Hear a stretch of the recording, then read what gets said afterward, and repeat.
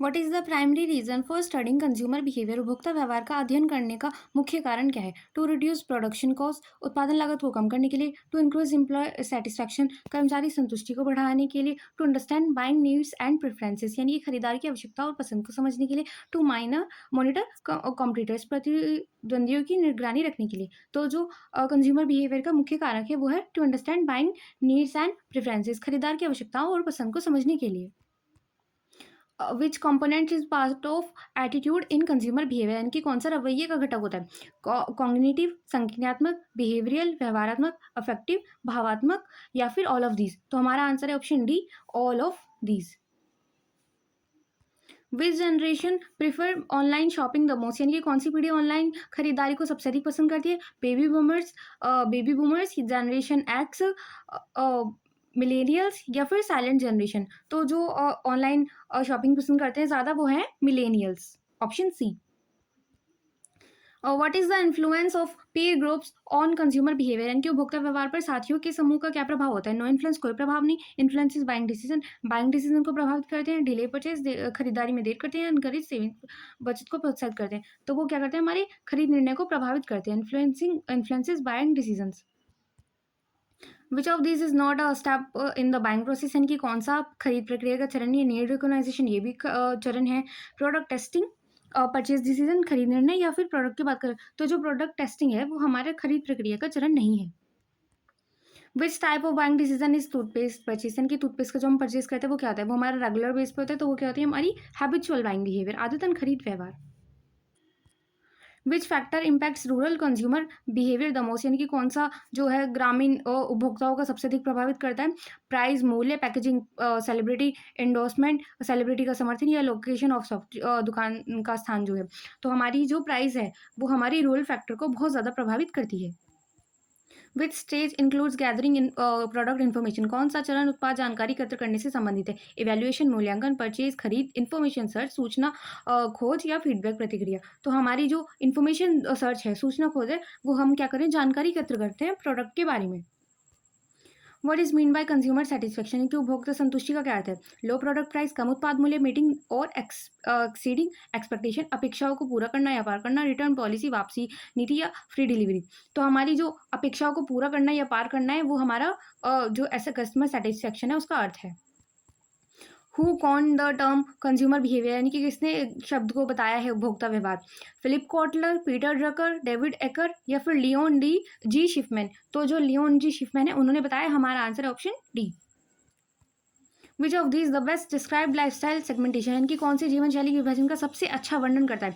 Based on age and income, आयु और आय पर आधारित, based on habit and interest, आदतों और रुचियों पर आधारित, बेस्ड ऑन एजुकेशन, शिक्षा पर आधारित, या बेस्ड ऑन रिलीजन, धर्म पर आधारित। जो जो हमारी हैबिट्स हैं और इंटरेस्ट है, तो यानी कि हमारी आदतों और रुचियों पर आधारित, option B.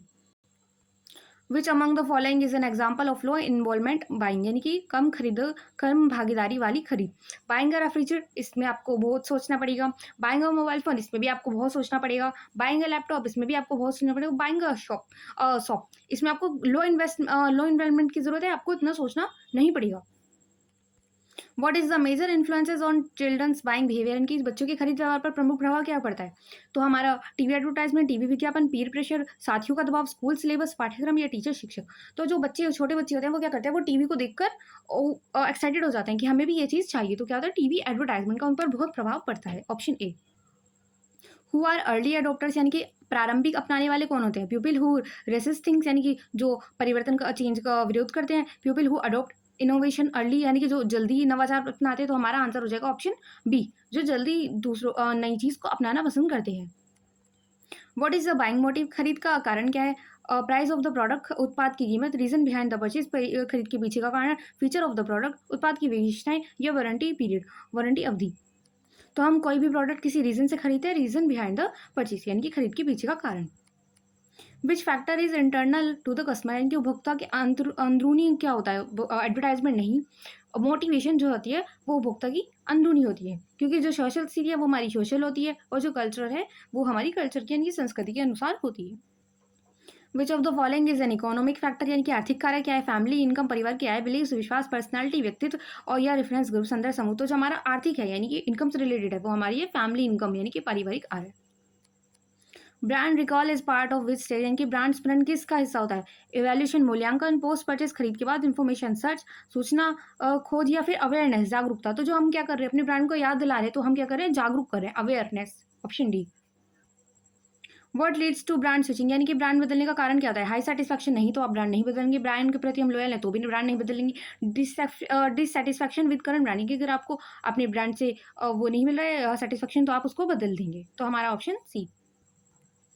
Which one is the part of psychographic segmentation, यानी कि मनोवैज्ञानिक क्या है?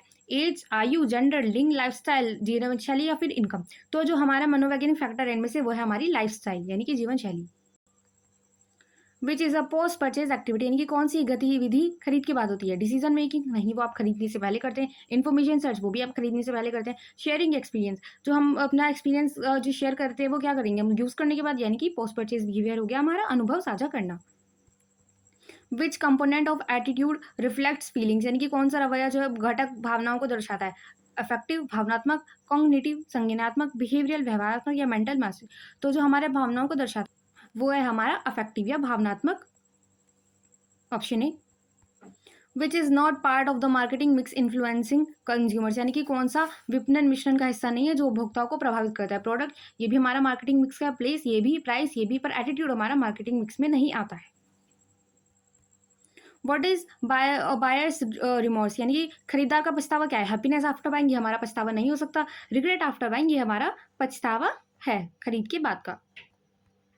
Which factor influences consumer memory, यानी कि उपभोक्ता की स्मृति को कौन सा कारक प्रभावित करता है? प्रोडक्ट क्वालिटी, उत्पाद की गुणवत्ता, ब्रांड छवि, ब्रांड की छवि, ब्रांड इमेज, एडवर्टाइजिंग रेपुटेशन, और विज्ञापन की पुनरावृत्ति, या स्टोर लोकेशन ऑफ स्टोर, दुकान का स्थान।